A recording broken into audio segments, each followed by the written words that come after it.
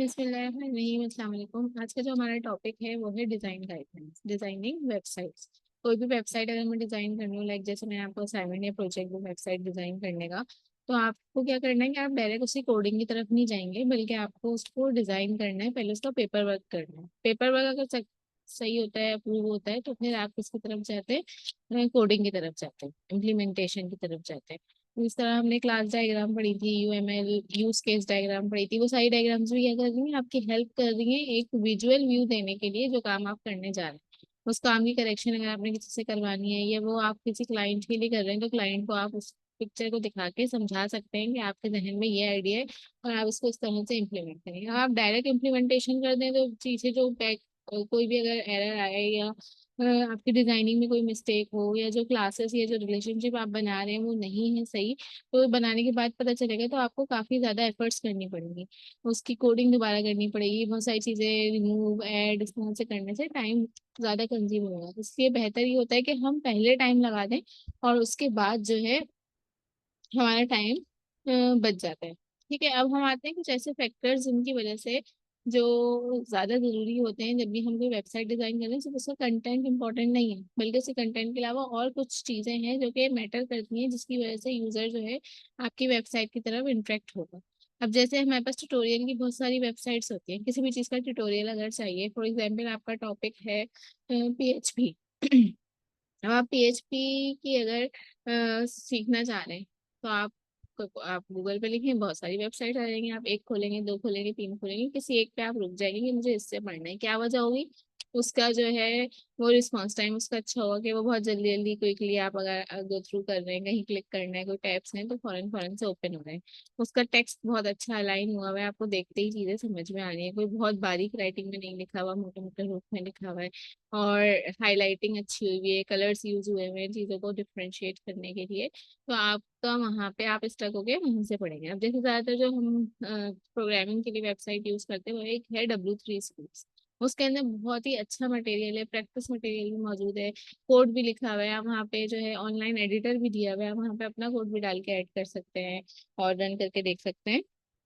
तो ऐसी वेबसाइट जो कि आपको हर तरह से आसान हो यूज़ करना, इसमें ज्यादा वो ना हो कि लॉग इन करो और यहाँ अकाउंट बनाओ फिर यूज करो। आप जाते हैं ऐसे मोड की तरफ जो फ्रीली आप यूज कर सके।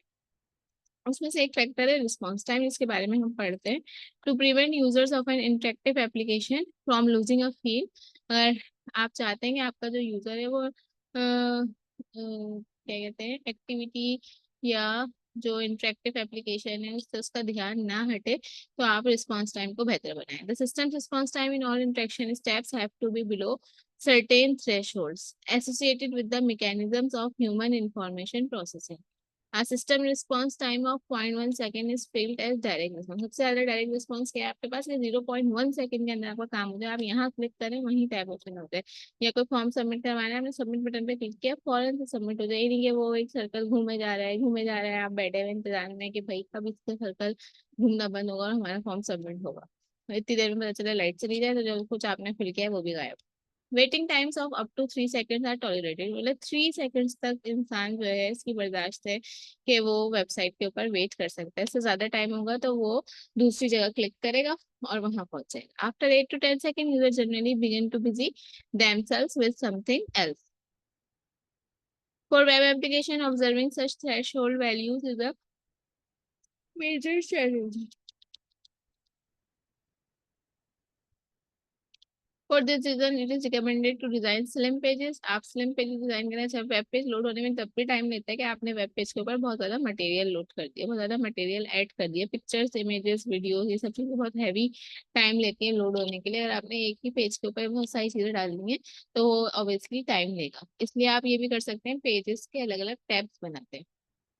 ये इस टैब पे क्लिक करोगे तो ये वाली चीज आई। अब जैसे कि आपको यूनिवर्सिटी की इंफॉर्मेशन देनी है, उसमें एग्जामिनेशन डिपार्टमेंट की भी देनी है, उसमें स्टूडेंट्स की कोर्सेज की भी देनी है। अगर आप यही सारी चीजें एक ही पेज पे लगा देंगे तो वो पेज लोड होने में टाइम लेगा। फिर आपने वहाँ पे पिक्चर्स भी ऐड करने में ज्यादा टाइम लेगा। अगर आप उसके टैब अलग अलग बनाएंगे तो आप एक टैब पे क्लिक करेंगे, सिर्फ एक वक्त में एक वेब पेज ओपन होगा। उससे फायदा ये होगा कि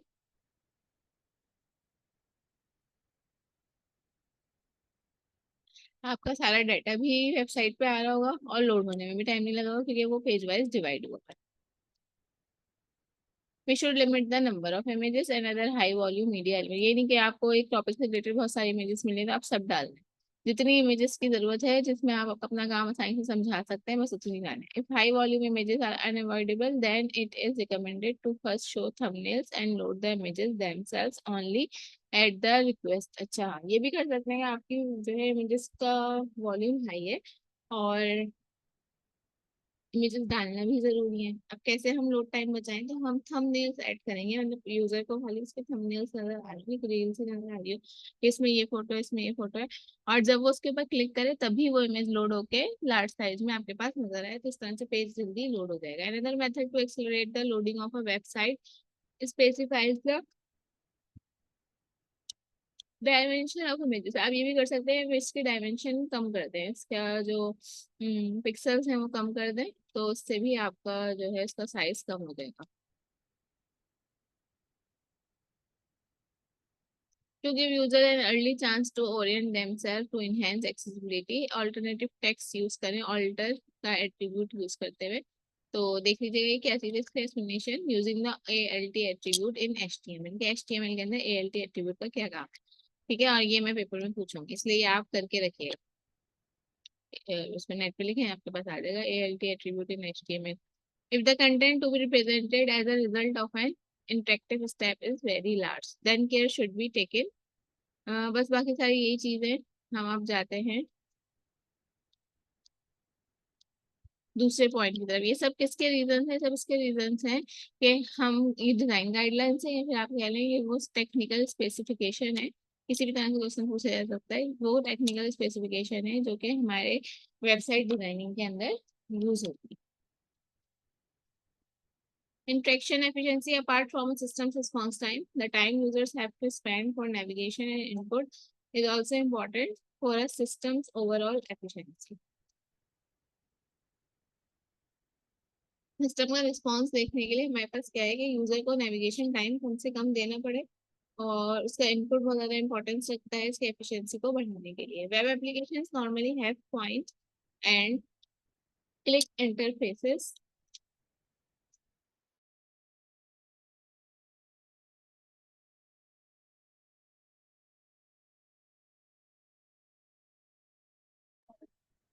अच्छा, with mouse activities playing a dominating role, efficient interfaces of this sort minimize the distances to clickable elements।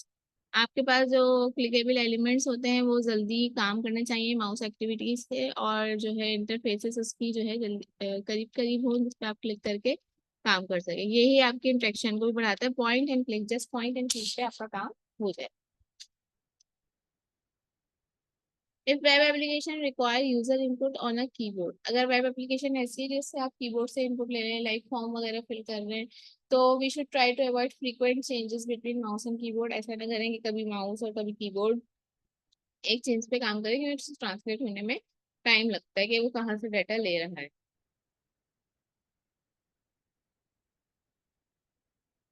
और ये भी ना करेंगे अपना जो आपका जो यूजर के इंटरेस्ट का आइटम है वो आप बहुत ही अंदर कर देंगे। पहले आप होम पे क्लिक करो, फिर होम में जाके जो है जैसे कह लेंगे स्टडीज पे क्लिक करो, फिर स्टडीज में जाके डिपार्टमेंट में क्लिक करो, फिर डिपार्टमेंट में जाके BS पे क्लिक करो, तब जाके कहीं इंफॉर्मेशन है। आपको जिस तरह का डायरेक्ट एक्सेस बनाएं कि ज्यादा से ज्यादा 3 टैब में आपका काम हो जाए, 3 क्लिक में आपका काम हो जाए, रिक्वायर्ड इन्फॉर्मेशन ओपन हो जाए। As a rule of thumb it is recommended to carefully check a web application as to whether takes more than 4 mouse, है 4 बोला 3 बोल दिया था, ज्यादा से ज्यादा आपका 4 माउस क्लिक में काम हो जाए, इससे ज्यादा टाइम। फिर हम आते हैं आप कलर्स के ऊपर, फाउंटिंग्स के ऊपर। जब मैंने ये पूरी वीडियो पहले बना ली थी और बाद में मैंने देखा था कि ये रिकॉर्ड नहीं हुई थी, तो अब मुझे ये दोबारा रिकॉर्ड करनी पड़ी, इसलिए मुझे बार बार ऐसा लग रहा है कि मैं टॉपिक पढ़ा चुकी हूँ, मैं रुक जाती हूँ, तो मुझे ख्याल आता है कि वो रिकॉर्ड नहीं हुई थी, इसलिए मैं वीडियो दोबारा बना रही हूँ। कलर्स के आपको बहुत ज्यादा ख्याल रखना है। ठीक है, ऐसा नहीं है सब कुछ पूरा ब्लैक में ही आप दे दें, कहीं कोई चीज डिफ्रेंशिएट करनी है, हाईलाइट करनी है, तो उसमें कलर्स यूज करने हैं। अब कलर्स कौन से यूज करने हैं, कुछ लोग होते हैं कलर ब्लाइंड्स, उनको रेड कलर्स नजर नहीं आते, उनको ग्रीन कलर नजर नहीं आते, ये 2 कलर के कलर ब्लाइंड ज्यादा मौजूद है हमारे पास, तो इसलिए कोशिश की जाती है जो एक इंफॉर्मेशन है वो आप रेड में कम रखें। अब जैसे कि यहाँ पे उन्होंने बताया है कि ऑल्टरनेटिव डाइट, ये रहा ऑल्टरनेटिव डाइट एंड फिटनेस और वुमेन, ये तीन कलर जो है, ये तीन चीजें इन्होंने रेड में लिखी है। तो ये जो लोग कलर ब्लाइंड है तो वो इनको पढ़ने में मसला हो रहा है, उनके लिए कंफ्यूजन क्रिएट कर रहा है। इस तरह से यहाँ ग्रीन में ये चीज लिखी हुई ऑल्टरनेटिव एंड वुमेन, और ये इनको यहाँ प्रॉब्लम कर रहा है क्योंकि ये ग्रीन कलर में है और वो ग्रीन कलर देख नहीं सकते, और ये आपके पास नॉर्मल विजन है के लिए, और यहाँ पे उनको सब कुछ सही सही शो हो रहा है। Colour should not be use and exclusive, और बहुत ज्यादा डार्क और ऐसे कलर यूज नहीं करें कि वो आंखों में चुभे। लाइट कलर्स को यूज करें, लेकिन इतने भी लाइट ना होंगे फिर वो, जैसे येलो कलर है, लेमन कलर है, ये बहुत ज्यादा लाइट हो जाते हैं हाईलाइट। तो आपका जो स्टैंडर्ड कलर है ब्लैक ब्लू, ये ज्यादा यूज होते हैं। ग्रीन और रेड होते हैं, लेकिन वही बात आ गई कलर ब्लाइंड वाली, अपनी वेबसाइट को आप ऐसे बनाए ना कि हर बंदा आसानी से एक्सेस कर सके और उसको समझ सके। तो जो आपके पॉइंटिंग लेआउट्स हैं, बॉर्डर्स हैं, उन चीजों की कलरिंग का आपको ख्याल रखना है। Highlight areas for several reasons.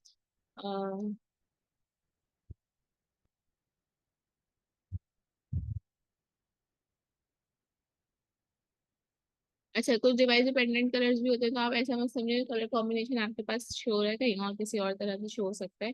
In fact developer should get use to the fact that there are many alternatives to CRT monitors, example LCD screen and video beamers. वो ये कह रहे हैं कि आप एलसीडी पे काम कर रहे हैं, कुछ लोग कंप्यूटर्स पे काम कर रहे हैं, कुछ सीआरटी मॉनिटर्स पे काम कर रहे हैं, तो हर जगह की कलर स्कीम डिफरेंट होती है। That colour look entirely different on each device type, और हर कलर जो है अलग अलग डिवाइस टाइप के ऊपर डिफरेंट शो होता है। So that colours can convey entirely different mood than originally intended, तो ओरिजिनली जैसे बनाया गया है हो सकता है किसी और के पीछे भी किसी और तरह से शो हो रहा हो, उसमें आपका कंट्रोल नहीं है। Moreover we have to consider the fact that people with limited colour vision should also be able to recognize the differences। फिर हमारे पास एक अगर टेक्स्ट लेआउट, टेक्स्ट लेआउट आपका ऐसा होना चाहिए जो कि रीडेबल हो, पढ़ने में आसान हो, बहुत ज्यादा कंटेंट एक साथ ना हो, और ये इस तरह से कॉलम वाइज ना हो। ये दो कॉलम बने हुए हैं, इसमें से दो कॉलम ना हो, बल्कि ये एक ही कॉलम में आपको सब पैराग्राफ वाइज अलग करना है। आप इंटरलिंक्स दे सकते हैं, जो हमने पढ़े थे रेफरेंस डाल के आप लिंक लगाते हैं। जिस तरह आप विकीपीडिया का अगर पेज ओपन करें, वहाँ सारे लिंक्स जो हैं या साइड में लिखे हुए होते हैं, जिस हेडिंग पे जाना है उस पर क्लिक करो, वो हेडिंग पे आपको ले जाएगा, लेकिन होगा वो सब एक ही पेज के ऊपर, वो सब नीचे नीचे एक दूसरे के आ रहे होंगे, इस तरह से टू कॉलम्स में नहीं होंगे। अभी मैं विकिपीडिया का कोई सा भी पेज ओपन करके आपको एग्जाम्पल शेयर करवा देती हूँ।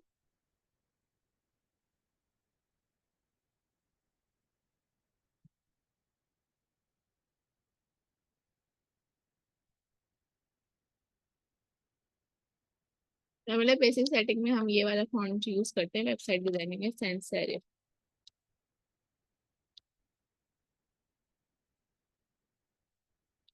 स्क्रीन रिप्रेजेंटेशन के लिए ये वाला फॉन्ट यूज किया जाता है। ये एग्जाम्पल आप ये करें, बाकी कुछ भी कर सकते हैं।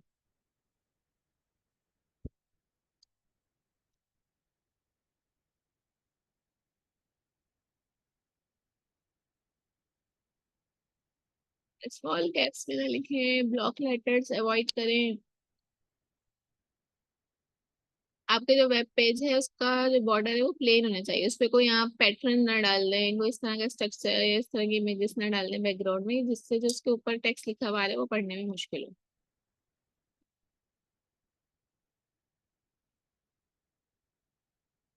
अच्छा जी, तो मतलब यूजर्स कह रहे थे वेबसाइट में बहुत सारा कंटेंट मौजूद होगा, वो इतना सारा पढ़ते नहीं है, जिस तरह हम बुक भी पूरी नहीं पढ़ते, हम यूं बीच बीच में से लाइनें छोड़ के पढ़ रहे होते हैं, ऐसे ऐसे करके पढ़ते हुए जा रहे होते हैं ना, इसी तरह से वेबसाइट पे भी यूजर यहाँ देखता है ये हेडिंग है, ये हेडिंग है, बीच की दो लाइनें पढ़ी, शुरू की पढ़ ली, आखिर की पढ़ ली, वही बात समझ में आ गई, ठीक है।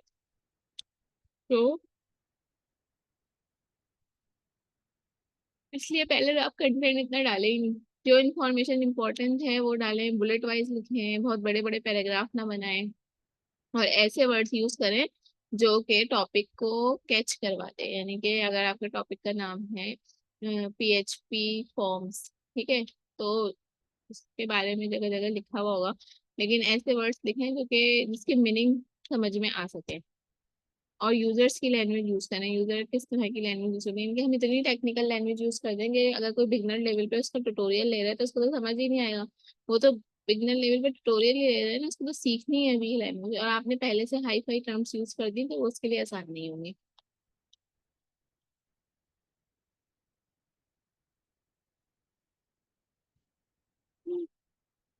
अच्छा, मैं आपको दिखाने वाली थी क्या, एग्जाम्पल के लिए विकिपीडिया। मैं अपने पास पेज ओपन कर लूँ फिर आपको दिखाती हूँ।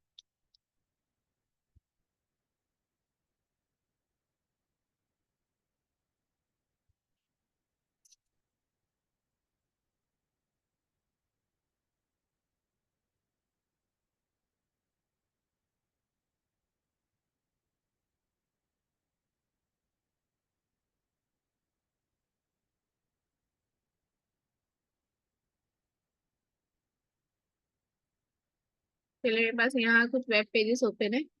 हम ये देखते हैं, इन वेब पेजेस को देख के आइडिया करते हैं जरा कि किस तरह की डिजाइनिंग हुई हुई है, क्या क्या बना हुआ है एक वेब पेज के लिए, क्या क्या चीजें होनी जरूरी। ये हमारे पास इस वेब पेज का टाइटल आ गया। पहले सबसे पहले हमने विकिपीडिया से स्टार्ट किया। यहाँ इन्होंने ये सर्च की बार बनाई है। इसका भी आप देखें, कोई भी चीज आपको ऐड करनी है, आप अपनी वेबसाइट, जैसे मैंने असाइनमेंट में दिया है कि आपको एक वेबसाइट डिजाइन करनी है, तो आप किस तरह से डिजाइन कर सकते हैं। आप सिर्फ वो चीजें ना जो हमने पढ़ाई है, आप कोई भी एक वेबसाइट खोलें, उसको आप अपना बना लें कि ये आपकी टारगेट है कि आपको इस टाइप की वेबसाइट बनानी है। ठीक है, फिर पहले उसका डिजाइन बनाए। डिजाइन गाइडलाइंस ही हम पढ़ रहे हैं ना, उसी को एक क्लास डायग्राम नहीं, यूज केस डायग्राम बना लेंगे। इसमें क्या क्या होगा, यूजर किन चीजों को एक्सेस कर सकता है, और जो आपका डेटाबेस एडमिनिस्ट्रेटर है या वेब एडमिनिस्ट्रेटर है वो किन चीजों को, ऑप्शंस को एक्सेस कर सकता है। फिर आपकी वेबसाइट के अंदर होगा क्या, उसका इस तरह से एक लेआउट बना लें। आगे एक और टॉपिक में हम लेआउट बनाना सीखेंगे। ठीक है, अब इन्होंने भी अपने पास कोई लेआउट बनाया हुआ कि हमें इस साइट के ऊपर जो है टॉपिक्स देने हैं, रेफरेंसेस देने हैं, इधर टाइटल देना है, इधर सर्च बार देनी है। सर्च बार कैसे ऐड होगी, इसका टैग आप देख लें, HTML में किस तरह से सर्च बार ऐड करते हैं, वो टैग आप इंट्रोड्यूस करवाएं तो आपके पास सर्च बार भी आ जाएगी। कोशिश आपके असाइनमेंट को अच्छा बनाने का तरीका ये है कि सिर्फ वो चीजें ऐड नहीं करनी जो हमने पढ़ी है, बल्कि आपको वो चीजें लेकर आनी है जो हमने नहीं पढ़ी। तो असल मेहनत वही होगी, असल आप लैंग्वेज को सीखेंगे जरूर। देखिए, कोई भी जब कोर्स होता है ना, तो उसके अंदर क्या होता है, हम स्टूडेंट्स को, ये हम हर चीज तो नहीं पढ़ा सकते। कोर्स तो बहुत ज्यादा, किसी अब हमें नहीं पता स्टूडेंट का इंटरेस्ट किस में है। क्लास में बहुत सारे लोग होते हैं, किसी का इंटरेस्ट ग्राफिक डिजाइनिंग की तरफ है, किसी का वेब डिजाइनिंग की तरफ है, किसी का जो है कंप्यूटर प्रोग्रामिंग की तरफ है। तो हम क्या करते हैं, हर कोर्स का इंट्रोडक्शन दे रहे होते हैं, उसकी बेसिक्स बता रहे हैं। अब जिस स्टूडेंट को वो चीज अच्छी लग रही है, वो उसकी मजीद डेप्थ में जाके उसकी नई नई चीजें निकाल के जो है उसको इम्प्लीमेंट कर सकते हैं। इस वेबसाइट को देखें, यहाँ इन्होंने टाइटल बनाया है, इसका एक लोगो दे दिया, इधर इन्होंने एक मेन्यू बार बनाया है। ये आप ओपन करेंगे तो ये आपके पास विंडो ओपन होगा, इसमें बहुत सारे जो है आपके पास मेन्यू आ रहेंगे। आपको कौन से पेज पे जाना है, मेन पेज पे रहना है तो ये मेन पेज ओपन होंगे आपके पास। ठीक है, आपको कंटेंट देखना है, आपने कंटेंट्स पे क्लिक करा है, आपके पास कंटेंट है। मैंने भी आपको वेबसाइट डिजाइनिंग में यही काम करने को दिया है कि आपने, मैंने इसमें 3 ऑप्शन दिए, 1 2 3, कि आपको 3 टैब्स बनाने हैं। हर टैब पे क्लिक करने पे एक डिफरेंट पेज ओपन हो। अब ये आपके ऊपर डिपेंड करता है आप वो 3 टैब्स किस तरह से बनाते हैं। एक तरीका इसका ये है कि आप इस पे क्लिक करें, 3 आपके पास टैब्स का लिखे हुए आ जाए, 1 2 3 इस पे क्लिक करें। दूसरा तरीका क्या है, आपके पास ये टैब इस तरह से पॉपअप विंडो में ओपन ना हो, बल्कि यही नाम लिखा हुआ 1 2 और 3, जैसे कि आपके पास ये वाली वेबसाइट है, मैं ओपन करके दिखाऊंगी। हम्म,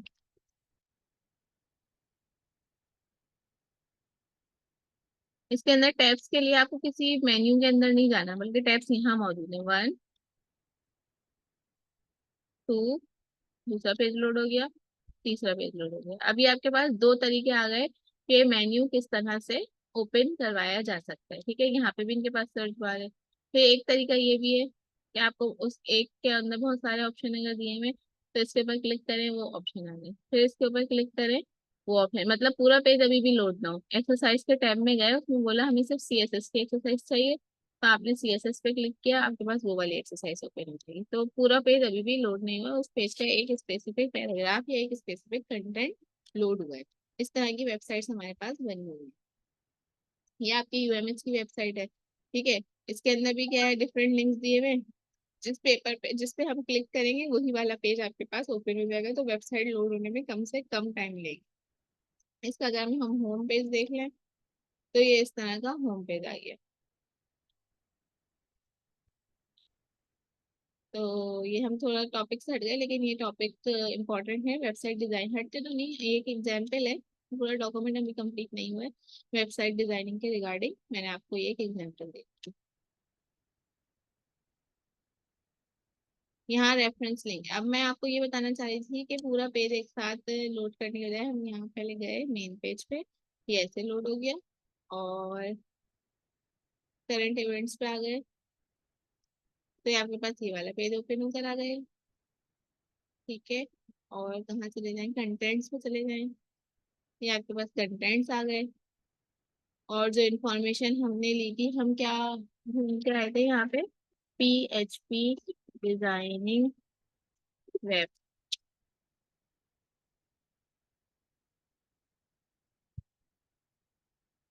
ये विकिपीडिया के अंदर एक वेब डिजाइन का पेज ओपन हो गया। अब अगर मैं सिर्फ एरो की से लेके जाऊँ तो ये बहुत सारा कंटेंट एक साथ मौजूद है। इन्होंने ऐसा नहीं किया कि इन्होंने 2 कॉलम्स के अंदर डाटा दे दिया हो, क्योंकि हमने पढ़ा अभी बुक के अंदर कि 2 कॉलम्स के अंदर डाटा नहीं देना, एक ही कॉलम में सब कुछ करना है। अब उससे होगा क्या कि मुझे तो बहुत ज्यादा आगे तक इस तरह से पढ़ना पड़ रहा है एरो की से। तो आसानी के लिए क्या है, यहाँ पे सारी हेडिंग्स लिखनी है। इन हेडिंग्स के अंदर इन्होंने रेफरेंस लिंक दे दिया। हिस्ट्री पे क्लिक किया, ये हिस्ट्री वाला हेडिंग खुल गई। ठीक है, टूल्स एंड टेक्नोलॉजीज पे क्लिक किया, ये वाली आपके पास खुल गई वेबसाइट। तो आप एक पेज पे अगर सब चीजें डाल रहे हैं तो उसके अंदर रेफरेंसेस आप इस तरीके से दे सकते हैं। इसका आप टैग ढूंढ लें कि आपको इंटर पेज लिंक्स इस तरह से बनाने, सच बनाने, दो बनाए इन्होंने यहाँ पे 2 कॉलम्स ही हैं, लेकिन एक कॉलम की इन्होंने साइज कम रखा है, एक कॉलम का साइज इतना बड़ा रखा है। इसके अंदर सारा टेक्स्ट डाला है और इसके अंदर सारे रेफरेंसेस। ठीक है, इस तरह से आप डिफरेंट वेबसाइट को सर्च करें, फिर आप अपनी वेबसाइट का पहले लेआउट बनाएं, उस लेआउट को मुझसे कंफर्म करवाएं पिक्चर भेज के। फिर असाइनमेंट नंबर 3, ये अपना जो प्रोजेक्ट है वो करिएगा। जैसे आपने लैब में कोई प्रोजेक्ट बनाया है तो उसके हवाले से भी मुझे ग्रुप पे मैसेज करके इन्फॉर्म करेंगे आपने लैब में क्या काम किया है प्रोजेक्ट के रिस्पेक्ट से। अच्छा जी, हम वापस टॉपिक के ऊपर आते हैं अपने, जहाँ तक हमने जितने पॉइंट्स पढ़े थे। शेयर करूँ, मैं जरा बुक शेयर करवाऊंगी, हो नहीं रही है।